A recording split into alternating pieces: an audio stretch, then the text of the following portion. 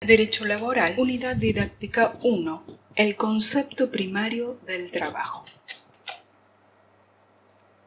El trabajo humano como actividad creativa del hombre comenzó siendo una tarea manual en el ámbito rural, con el auxilio de herramientas rudimentarias. Luego las herramientas se fueron sofisticando dentro de la industria hasta llegar a los equipos mecánicos, los sistemas automáticos y luego los sistemas controlados por computadoras. El trabajo manual dio lugar al trabajo intelectual, no solo de los técnicos, los profesionales o los investigadores, sino también de otras actividades de la empresa como son la estrategia de la organización, el marketing y la comercialización. Finalmente, la actividad creativa puede estar constituida por la producción de bienes de industria o de servicios, fundamentalmente ligados con la atención a las necesidades del cliente y que hoy ocupan 2/3 de la mano de obra ocupada. Dado que el hombre realiza infinidad de actividades con el fin de dominar y de modificar la naturaleza y la realidad, el trabajo humano adquiere muy diversas formas, entre las que podemos mencionar el trabajo personal o autónomo, que es el realizado por cuenta propia y se lo suele llamar también trabajo autónomo. El ejemplo es el trabajo de los profesionales independientes como el de un médico o un abogado. El trabajo benévolo es el que se realiza en forma desinteresada y sin perseguir un beneficio personal, sino procurando el bien o una ventaja para un tercero. El ejemplo es un acto o una actividad ligada a la caridad, o sea, sin fines de lucro, o ad honorem, como el voluntariado o las colaboraciones en las obras de beneficencia. El trabajo forzoso es el que realizaban los esclavos o los siervos en la antigüedad, o en la actualidad, el que ejecutan los condenados por ciertos delitos con el adicional de trabajos obligatorios. Y el trabajo dirigido o dependiente es aquel que se realiza por cuenta y riesgo de un empleador, de quien a la vez se recibe retribución o salario. El trabajo dependiente se denomina trabajo en relación de dependencia al realizado por el trabajador por cuenta ajena y consiste en haber puesto a disposición del empleador su fuerza de trabajo en la que presta servicios, realiza actos o ejecuta obras a cambio de una remuneración. Las características del trabajo en dependencia es personal, infungible e intransferible. Es realizado por la persona del trabajador. Es a la vez intransferible. Es condición esta esencial de la prestación, puesto que se califica y valora la actividad, idoneidad, capacitación y talento de cada sujeto en particular. Es voluntario y libre. El trabajo dependiente es voluntario, ya que nadie está obligado a trabajar y cada trabajador opta entre oportunidades y opciones como cuándo, dónde y con quién trabajar. El trabajo forzoso está solo reservado en la actualidad a las condenas por delitos penales, en los cuales está previsto el trabajo obligatorio como un medio de recuperación social del condenado. Es por cuenta ajena. El producido del trabajo del dependiente redunda en beneficios del empleador y es por ello que se afirma que esta es una forma de actividad por cuenta y orden de un tercero, que es en este caso dicho empleador. A su vez, la contraprestación que recibe el trabajador es el salario, que es totalmente independiente del resultado de la explotación o actividad de la empresa. La subordinación o dependencia es a la vez una nota que caracteriza al trabajo en relación de dependencia, reafirmada por la legislación, por el principio de autoridad de las organizaciones y por las ventajas económicas y técnicas de la empresa. La nota de la subordinación tiene 4 ángulos de análisis a saber: la subordinación económica, según la cual el trabajador está bajo la dependencia del empleador por la superioridad económica de éste y las carencias e insolvencias del dependiente.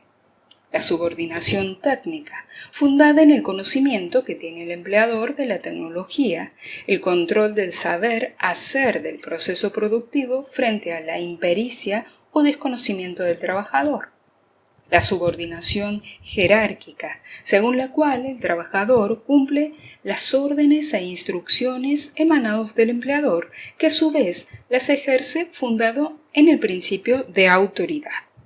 La subordinación jurídica, en función de la cual la permanencia del empleador por sobre el trabajador surge de las mismas normas jurídicas y del sistema legal. Y otra característica es que es remunerado. El trabajo dependiente genera como contraprestación el salario, que si bien guarda relación con la calidad y la cantidad de la actividad desarrollada, la calificación profesional y los resultados es ajena a los resultados de la empresa, que tiene a la vez el deber de pagar. Algunos conceptos para tener en cuenta. Trabajo es toda actividad humana dirigida a producir algo que es exterior a uno mismo. Se realiza en el marco de relaciones sociales y tiene una finalidad utilitaria. En ocasiones esta palabra se utiliza para referirse a una ocupación retribuida, también a la obra, el producto resultante de una actividad física o intelectual. El trabajo es un derecho humano fundamental y al mismo tiempo un deber social. Es una actividad creadora o transformadora de bienes y servicios. Incluye el trabajo por cuenta propia, el trabajo comunitario y también el trabajo voluntario sin salario a cambio. El empleo es una forma de trabajo que se realiza en una empresa, comercio, organización o domicilio a cambio de un salario o sueldo. La profesión es una actividad permanente que sirve de medio de vida. Una profesión requiere de conocimientos especializados que se adquieren a través de estudios específicos. El oficio es una profesión mecánica o manual. Es la habilidad que se adquiere por el ejercicio habitual de una actividad. Se aprende empíricamente, fruto de la experiencia o a través de un curso de capacitación laboral, como la matricería, la apicultura, etc. El trabajo formal, también llamado trabajo registrado o trabajo en blanco, es aquel en el cual el trabajador se encuentra inscripto dentro de las formalidades legales, que goza de ciertas garantías jurídicas y de la protección social, y enmarca sus tareas en un conjunto de reglas codificadas en estatutos profesionales o en convenios colectivos de trabajo. Y el trabajo informal, también llamado trabajo no registrado o trabajo negro o sin contrato. Se caracteriza por constituir la relación laboral sin cumplir las formalidades legales y en las que el trabajador se encuentra totalmente desprotegido frente al empleador, en una posición de máxima debilidad, mínima, casi nula, la capacidad de negociación. Vamos a hacer un breve análisis de las normas constitucionales vinculadas con el derecho laboral. El artículo 14 de la Constitución Nacional de 1853 estableció que todos los habitantes de la nación tienen los siguientes derechos, conforme las leyes que reglamenten su ejercicio. El derecho a trabajar y ejercer toda industria lícita y el derecho de asociarse con fines útiles. La Constitución Nacional de 1949 consagra los derechos del trabajador y la trabajadora, de la ancianidad y de la familia, que comprende los derechos de las mujeres y de niñas y niños. Desde 1974, la Ley de Contrato de Trabajo regula las relaciones individuales del trabajo en el sector privado. estableciendo un piso básico de derechos, y es complementada por los estatutos profesionales que se aplican en algunas actividades, por los convenios colectivos de trabajo y por las leyes de seguridad social y de accidentes de trabajo. Las disposiciones de la Ley de Contrato de Trabajo no se aplican a las trabajadoras y trabajadores dependientes de la Administración Pública Nacional, provincial o municipal, excepto que por acto expreso se los incluya en la misma o en el régimen de las convenciones colectivas de trabajo. Ni a las trabajadoras y trabajadores del servicio doméstico, las trabajadoras y trabajadores agrarios. Estos grupos excluidos de la Ley de Contrato de Trabajo cuentan con una regulación específica. Los principios fundamentales del contrato de trabajo son el principio de la norma más favorable del trabajador. La normativa laboral se caracteriza por ser un derecho protector respecto de los intereses de los trabajadores y las trabajadoras. Así lo consagra en forma explícita el artículo 9 de la Ley de Contrato de Trabajo, que afirma que en caso de duda debe aplicarse la norma legal o convencional más favorable al trabajador o a la trabajadora. El principio de interpretación y aplicación de la ley. Artículo 11. Cuando una cuestión no puede resolverse por aplicación de las normas que rigen el contrato de trabajo o por las leyes análogas, se decidirá conforme a los principios de la justicia social, a los generales del derecho de trabajo, la equidad y la buena fe. El principio de irrenunciabilidad a los derechos laborales. El artículo 12 de la Ley de Contrato de Trabajo dice: será nula y sin valor toda convención de partes que suprima o reduzca los derechos previstos en esta ley. El principio de continuidad a la relación laboral. Las situaciones deben resolverse a favor de la continuidad o subsistencia de la relación laboral. El principio de igualdad de trato. El empleador no podrá, ya sea al tiempo de su contratación, durante la duración del contrato o con vista a su disolución, realizar encuestas o pesquisas sobre las opiniones políticas, religiosas o sindicales del trabajador. Y el principio de prohibiciones de hacer discriminaciones. Se prohíbe cualquier tipo de discriminación entre los trabajadores y trabajadoras por motivos de sexo, raza, nacionalidad, motivos religiosos, políticos, gremiales o de edad.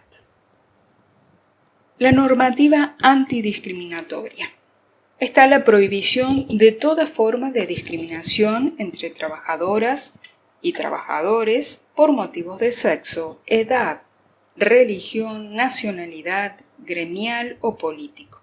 Esta norma especial coincide con la Ley General número 23.592, que es el reconocimiento de la plena capacidad de la mujer para realizar todo tipo de contratos. El reconocimiento de la plena capacidad de la mujer para realizar todo tipo de contratos en el artículo 172 de la Ley de Contrato de Trabajo. El reconocimiento de la promoción profesional y la formación en el trabajo en condiciones igualitarias de acceso y trato como derecho fundamental de los trabajadores y las trabajadoras. Y la igualdad de remuneración entre la mano de obra masculina y femenina por un trabajo de igual valor. También está la normativa de protección. En el título sexto, denominado Trabajo de Mujeres, consagra las siguientes protecciones: el descanso intermedio por horarios discontinuos, la prohibición de encargar la ejecución de trabajos a domicilio a mujeres ocupadas en dependencias de la empresa a fin de evitar violaciones a las limitaciones de la jornada de trabajo, prohibición de ocupar a mujeres en trabajos penosos, peligrosos o insalubres y protección a la maternidad. También se puede mencionar en el artículo 177 que habla de la prohibición de trabajar en la conservación del empleo. En el 178 habla de la presunción de despido por causa del embarazo. En el 179 los descansos diarios por lactancia. Y en el 183 expresa situaciones especiales. Las licencias por accidentes y enfermedades inculpables no relacionados con la actividad laboral. Esto está mencionado en el artículo 208. Cada accidente o enfermedad inculpable que impida la prestación del servicio no afectará el derecho del trabajador o trabajadora a percibir su remuneración durante un periodo específico si su antigüedad en el servicio fuese menor de 5 años, y así está detallado específicamente en el artículo 208. En el artículo 180 y 182 habla de la prohibición de despido por causa del matrimonio. Y en el 158 habla de la licencia por paternidad. También está la Ley de Protección Integral para prevenir, sancionar y erradicar la violencia contra las mujeres en los ámbitos en que desarrollan sus relaciones interpersonales. En el 2009 se sancionó la Ley 26.485, que definió las diferentes modalidades de violencia y estableció ámbitos de competencia específicos para el abordaje de la violencia en sus diferentes manifestaciones. El artículo 6 habla de las modalidades. A los efectos de esta ley se entiende por modalidades las formas en que se manifiestan los diferentes tipos de violencia contra las mujeres en los diferentes ámbitos. Entre otras modalidades, la ley define violencia laboral contra las mujeres, aquella que discrimina a las mujeres en los ámbitos de trabajos públicos y privados y que obstaculiza su acceso al empleo, contratación, ascenso, estabilidad o permanencia en el mismo, exigiendo requisitos sobre estado civil, edad, maternidad, apariencia física o la realización del test de embarazo. Constituye también violencia contra las mujeres en el ámbito laboral, quebrantar el derecho de igual remuneración por igual tarea o función. Asimismo, incluye el hostigamiento en forma sistemática sobre una determinada trabajadora con el fin de lograr su exclusión laboral.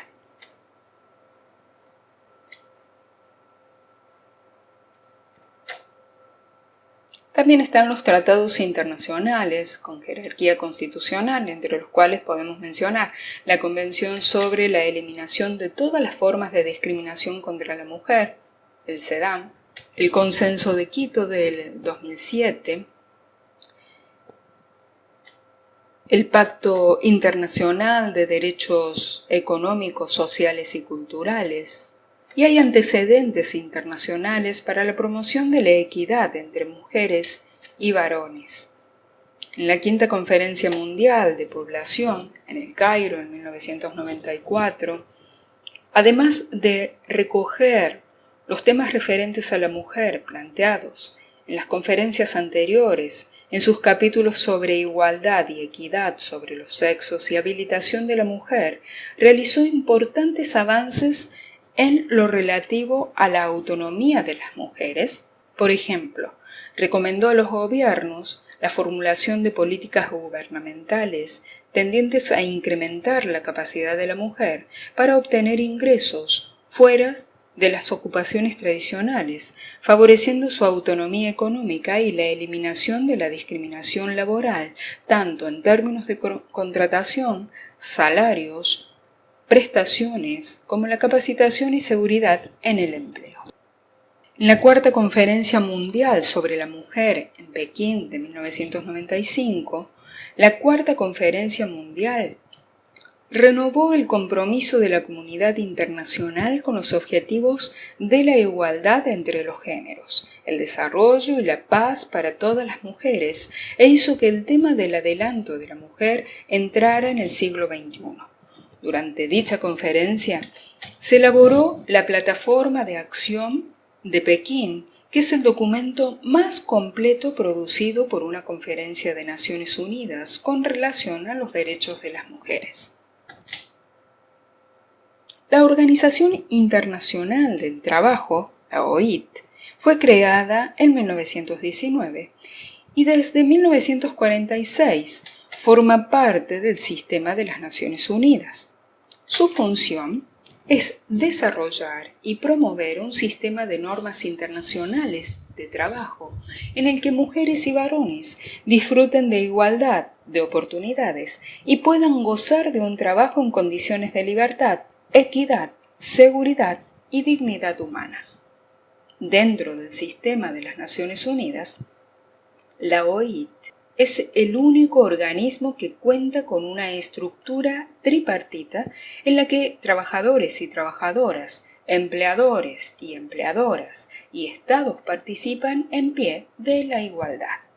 Las principales instancias de la OIT son la Conferencia Internacional del Trabajo y el Consejo de Administración. La Conferencia Internacional del Trabajo es el organismo máximo encargado de establecer las normas internacionales del trabajo y definir las políticas generales de la OIT. Se reúne una vez por año con la asistencia de representantes tripartitos de los Estados miembros. El organismo de administración es el órgano ejecutivo y se reúne 3 veces al año. Está presidido por el director o directora general. La mitad de los miembros son representantes gubernamentales, una cuarta parte representantes de las trabajadoras y trabajadores y una cuarta parte representantes de las empleadoras y empleadores. Dentro de este marco se establecen convenios y recomendaciones y se fijan condiciones mínimas en materias de derechos laborales fundamentales como la libertad sindical, el derecho de sindicalización, derecho de negociación colectiva, abolición del trabajo forzoso, igualdad de oportunidades y de trato, la erradicación del trabajo infantil y otras que pudieran surgir. La OIT también fomenta el desarrollo de organizaciones independientes de empleadoras y empleadores y de trabajadores y trabajadoras, facilitándoles formación y asesoramiento técnico. Los convenios de la OIT, ratificados por la Argentina, son un conjunto de normas internacionales de trabajo que imponen responsabilidades y obligaciones a las partes involucradas. Su finalidad es optimizar las condiciones laborales para que sean obligatorios en cada país. Deben ser ratificados. Hasta el año 2006, la OIT había adoptado 186 convenios. Luego de la Cumbre Social de 1995, el Consejo de Administración decidió que 8 convenios deberán considerarse fundamentales para los derechos de quienes trabajan y ser ratificados y ampliados por todos los Estados miembros de la OIT. Se los denomina convenios fundamentales de la OIT. Los convenios de la OIT y los derechos laborales de las mujeres. Está el Convenio sobre Igualdad de Remuneración de 1951, que dice que las mujeres tienen derecho a percibir el mismo salario que los varones cuando realizan un trabajo del mismo valor. Para garantizar la igualdad de remuneración es necesario hacer una evaluación objetiva del empleo que considere el valor del trabajo correspondiente a cada puesto. Para determinar dicho valor es preciso tener en cuenta, entre otras cosas, por ejemplo, las costumbres y las prácticas, los planes de clasificación salarial del sector público, los acuerdos colectivos. Sin embargo, hay gran resistencia para abordar la discriminación en materia de remuneración en un proceso de evaluación integral que precisa estudios específicos y cruce de variables. En el Convenio sobre Trabajadoras y Trabajadores con Responsabilidades Familiares, todas las trabajadoras y trabajadores con responsabilidades familiares tienen derecho a la protección especial y a no ser discriminados ni discriminadas por esta condición. Y está el Convenio sobre la Protección de la Maternidad, que se hizo en el 2000. Otro convenio es sobre la discriminación en el empleo y ocupación, que dice que ninguna persona puede ser discriminada en su empleo y ocupación por motivos de raza, color, sexo, ideas políticas, creencias religiosas o condición social.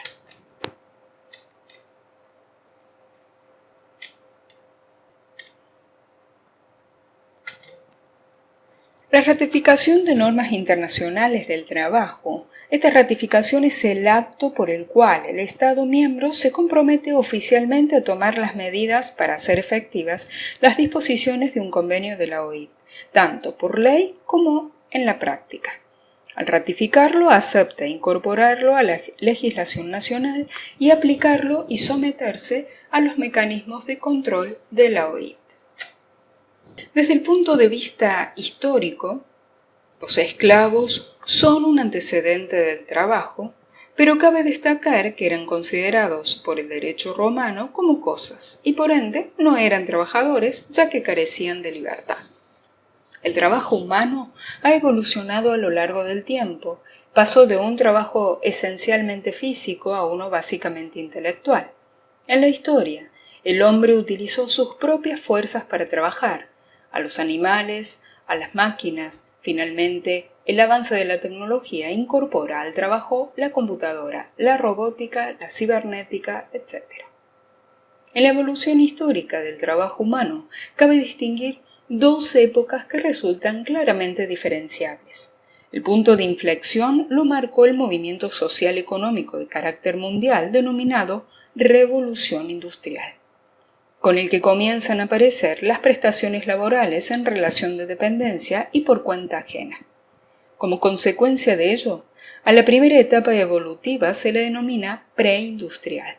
Se entiende por tal al período que transcurre desde las prestaciones rudimentarias de la Roma clásica hasta la aparición de los primeros emprendimientos industriales del siglo XVIII. En este período no existen relaciones laborales como las conocidas actualmente, sino prestaciones rudimentarias. A la segunda etapa se la designa industrial, propiamente dicha, por cuanto en ella hay que incluir todas las formas de prestación laboral que se han ido verificando desde la Revolución Industrial hasta hace algunos años. Finalmente, en la actualidad ha surgido una tercera etapa que se puede llamar postindustrial y que presenta características propias. El trabajo humano se ha dividido en dos épocas: las prestaciones laborales preindustriales y las prestaciones laborales de la etapa industrial. Si bien la regulación de las relaciones laborales en la República Argentina es la típica de la etapa del constitucionalismo social, como es común a toda América Latina, los antecedentes del derecho del trabajo de nuestro país se remontan al dictado de las leyes de Indias, las que se hallaban inspiradas en un sentido humanista y cristiano. No obstante ello, hay que tener en cuenta que dicho cuerpo normativo fue utilizado casi exclusivamente para convertir a los habitantes del nuevo continente y someterlos a la obediencia y al ordenamiento jurídico de la corona. Así, las leyes de Indias se vieron pronto desnaturalizadas y convertidas en un instrumento de dominación por medio de la utilización de figuras de prestación casi medievales como la encomienda, la mita y el yanaconazgo. Paulatinamente, las normas del derecho de Indias fueron cediendo paso a los ordenamientos autóctonos nacidos de la decisión de los virreyes de la región, de la Revolución de Mayo y de la presión de los hacendados locales. En efecto, virreyes como Ceballos y Vértiz emitieron algunas regulaciones para el trabajo humano en la colonia, al tomar algunas medidas de carácter coercitivo, como por ejemplo las que tornaban obligatorias las prestaciones laborales en épocas de cosecha de todos los criollos desocupados y sin propiedad, bajo la pena, en caso de incumplimiento, de incorporarlos al servicio de armas. A partir de la Revolución de Mayo, las leyes de Indias y las disposiciones virreinales fueron cayendo en desuso, reemplazadas por bandos emanados de las nuevas autoridades del Río de la Plata. Las nuevas regulaciones, a pesar de las corrientes libertarias y humanistas que animaban al nuevo movimiento social y político, en lo sustancial no mejoraron ni el tratamiento de los indígenas ni las prestaciones laborales de los criollos, y solo procuraron la obtención de mano de obra abundante, barata y servil para las explotaciones rurales. En 1853, con la consolidación política del país y la influencia de las corrientes de pensamiento que en su conjunto conformaron la llamada generación del 80, algunos de los principios de los institutos laborales fueron dotados de rango constitucional y normativo. La Constitución Nacional de 1853 consagra el derecho al trabajo, a la industria, propicia el desarrollo económico y social y fomenta la inmigración de todas las personas de buena voluntad que quisieran venir a trabajar en territorio argentino. Luego, fueron sancionados dos distintos códigos, en los que también se consagraron principios e institutos laborales. Por ejemplo, en el Código Civil fue contemplada la locación de servicios y en el de minería la tarea de los trabajadores del sector. En cuanto a la legislación del trabajo propiamente dicho, en la República Argentina apareció, como en casi todos los países, con medidas netamente protectoras. Por ejemplo, la limitación de la jornada de labor, la regulación del trabajo de las mujeres y los niños, la fijación de los descansos hebdomadarios y la protección contra los accidentes del trabajo. Luego le sucedieron las regulaciones del salario vital y de un sistema todavía rudimentario de jubilaciones y pensiones. La enumeración de las primeras leyes dictadas en materia laboral se puede efectuar cronológica y sintéticamente, diciendo que en 1904 fue enviado al Congreso Nacional el primer proyecto de ley de trabajo que se redactó en nuestro país. Su autor fue Joaquín González. En 1905 fue sancionada la Ley 4611. Fue la primera ley del trabajo que prohibió la labor los días domingos.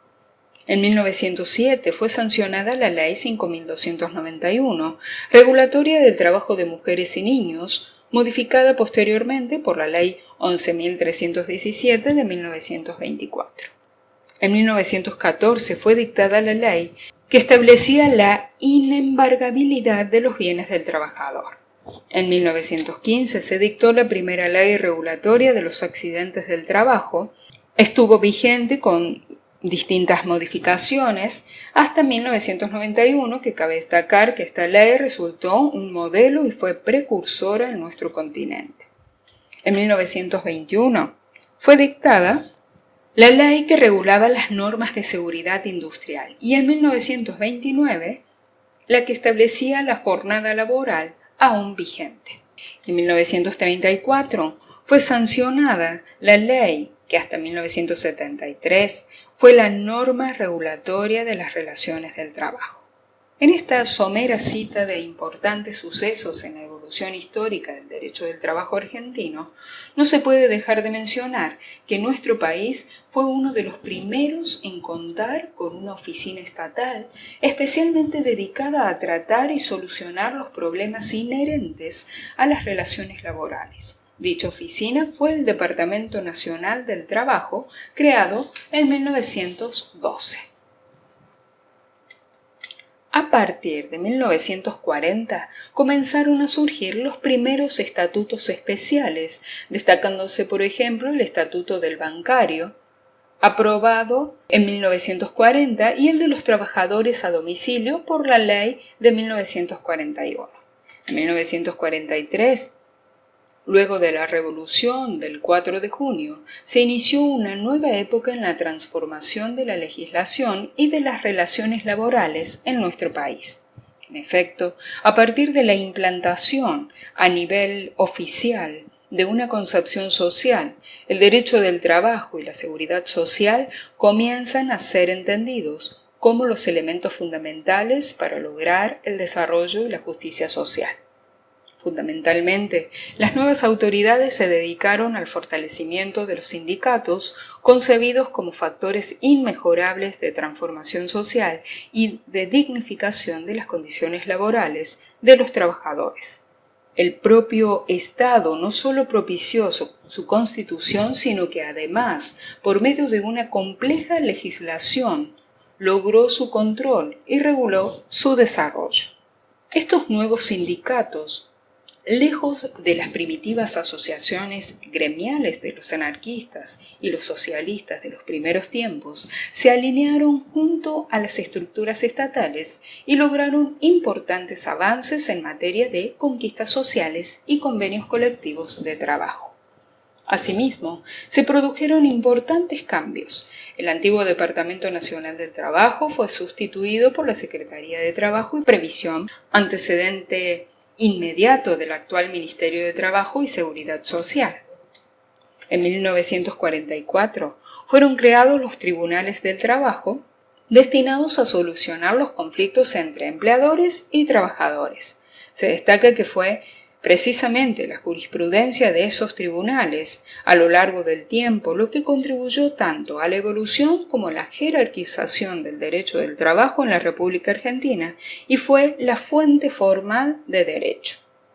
Hacia 1945 fueron consagrados por primera vez los conceptos de estabilidad en el empleo, de vacaciones legales pagas, de salario mínimo y vital y de sueldo anual complementario como aguinaldo o 13º salario mensual del año. En 1949, el derecho del trabajo alcanza de manera definitiva en la República Argentina su rango constitucional. En efecto, la Constitución de 1949 incorporó los derechos al trabajo, a la retribución justa, a la capacitación del trabajador, a las condiciones dignas de trabajo, al cuidado de la salud, al bienestar personal y familiar del trabajador, a la seguridad social y al progreso económico y a la agremiación.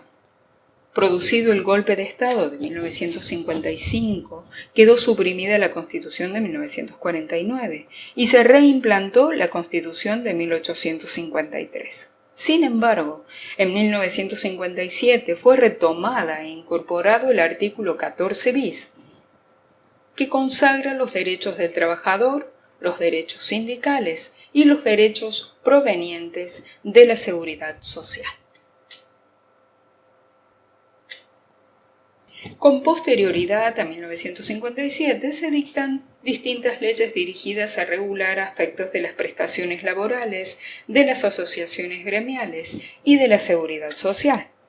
La ley de mayor trascendencia respecto al derecho individual del trabajo fue la Ley 20.744 de 1973, modificada en 1976, que es la Ley de Contrato de Trabajo, que con diversas reformas continúa vigente y constituye el cuerpo normativo fundamental en la materia. También resulta importante la Ley 11.544 de jornada de trabajo y la Ley de riesgos de trabajo, como asimismo los distintos estatutos profesionales.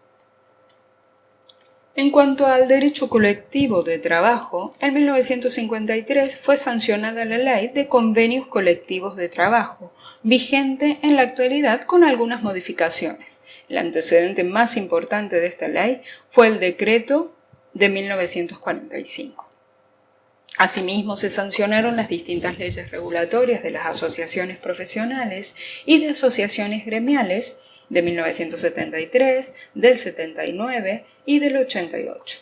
Finalmente, no se puede dejar de mencionar una serie de normas dictadas en los últimos años que resultan trascendentes para la conformación del actual derecho del trabajo de nuestro país. Se trata de la llamada Ley de Empleo de 1991. También la ley llamada Ley de Pymes y la Ley de 1995 que establece formas más flexibles de contratación. En sentido amplio, se puede definir el derecho como el conjunto de principios y normas jurídicas que regulan la conducta del hombre en sociedad. El derecho debe ser entendido como una unidad sistemática.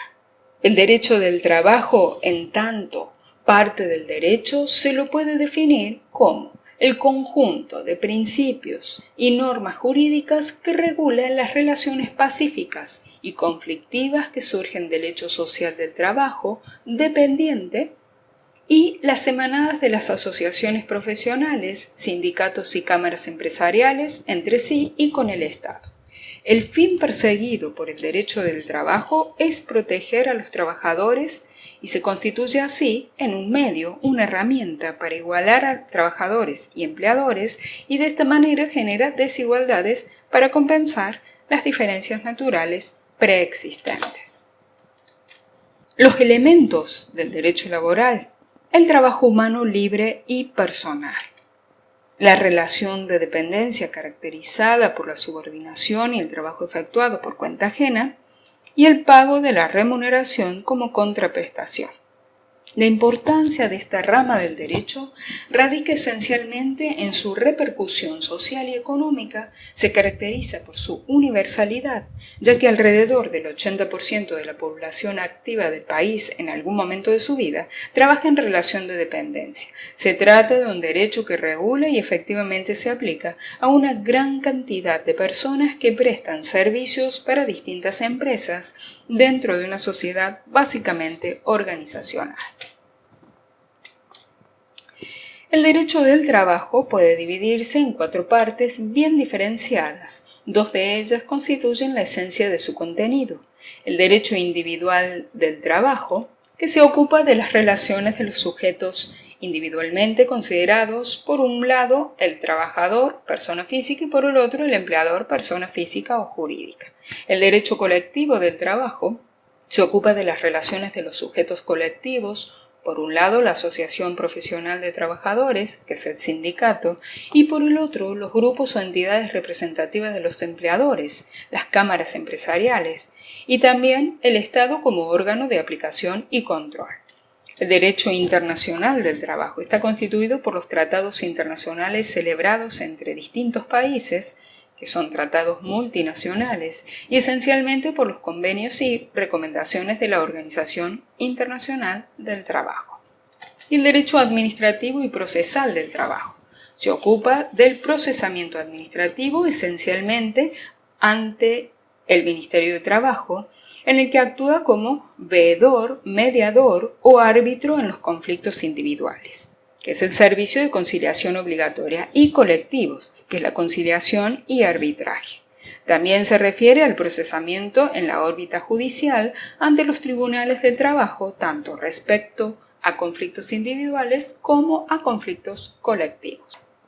Si bien la relación de trabajo y la dependencia específica del trabajador son el eje del derecho del trabajo, relación privada e individual entre trabajador y empleador, se entiende a las relaciones colectivas en las que intervienen las asociaciones profesionales de ambas partes y el Estado, adquiriendo especial importancia los convenios colectivos de trabajo.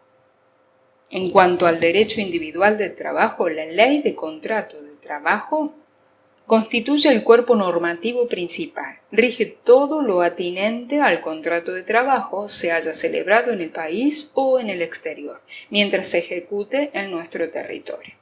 La Ley de Contrato de Trabajo establece las condiciones mínimas de trabajo, desarrollando en su articulado los caracteres del contrato de trabajo, la forma, prueba y objeto, las modalidades, los derechos y obligaciones del trabajador y del empleador, la remuneración, el régimen de jornada y descanso, las suspensiones del contrato, las distintas formas de extinción, el despido y las indemnizaciones.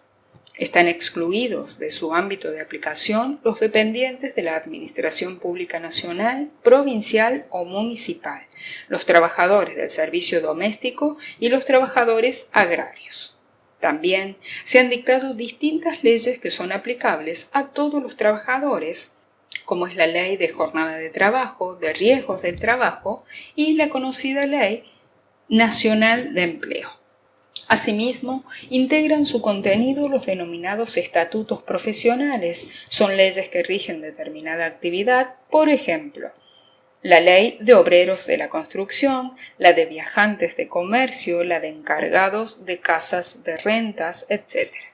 El otro respecto al derecho colectivo, que se ocupa esencialmente de las relaciones de los sindicatos y los representantes de los empleadores, de los convenios colectivos y de los conflictos, las dos leyes fundamentales son la Ley de Convenios Colectivos de Trabajo y la de Asociaciones Profesionales. También resulta trascendente el decreto reglamentario sobre la huelga de los servicios esenciales y la Ley de Conciliación y Arbitraje.